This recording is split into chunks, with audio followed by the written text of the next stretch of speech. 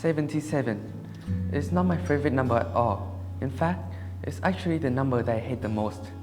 The number that I used to get stuck in. Do you know that there are 77% of the world population who have a fear of public speaking? And as the president of the international program, to confess this fact is not easy. But yet, I'm proud to tell you about my journey.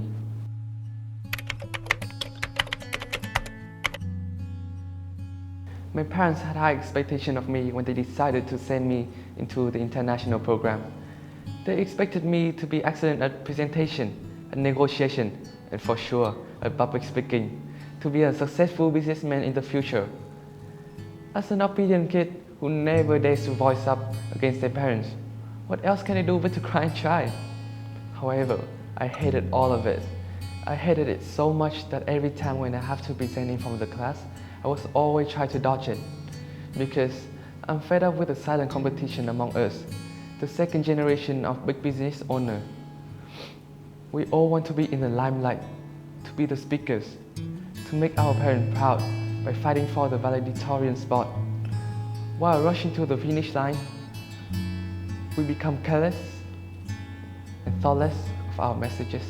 I simply do not want to be that kind of leaders who speak before they research and confirm the information and never think about the real damage they bring to the world. I was actually scared. I was scared of hurting someone if I misspoke something in my ignorant list. I was scared of the power that public speaking has when all eyes and ears are on me. So I would stay out of it, no matter what, to secure my soul. Unlike many others, my first public speech was in front of my teammate in the soccer team. Without me even realizing it, it was in the final match of the CHÄN tournament and we were behind by 3 goals. During the halftime break, we were all exhausted and they seemed to give up. As a captain, I feel like I have to do something. I started nervously cracking up jokes to ease the tension, when my mind totally went blank. And for the first time, I voiced up to increase them. The whole locker room was silent. I thought I would have said something wrong, but the next moment, we just all laughed as we huddled up. My silly story of how I would 99% pee in my pants, having to explain in front of the whole school why everyone could not skip the period for the championship celebration. Should we lose the match today? Somehow inspired them. In the end, we successfully came back and won the tournament. We were feeling like on top of the world.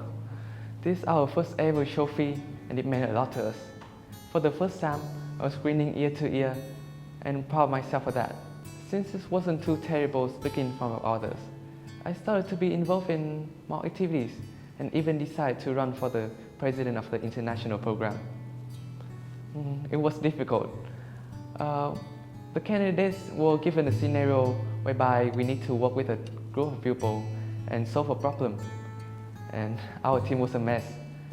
We took forever to start. We even got shouted by the teacher. However, instinctively, I stood up and explained that we need time to work with each other, to understand more about each other. I thought I screwed it up, but however, for that very reason, I got chosen to be the president of the international program.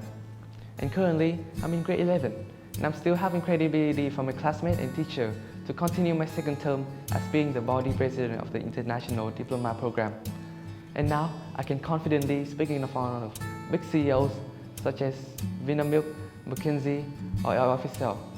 And finally, I've understand the true meaning of a leader. And yes, I'm still that 77% who have a fear of public speaking. And I'm still that leader who yield opportunity to others to speak. But I'm the leader who got everyone's back. And I'm proud of that.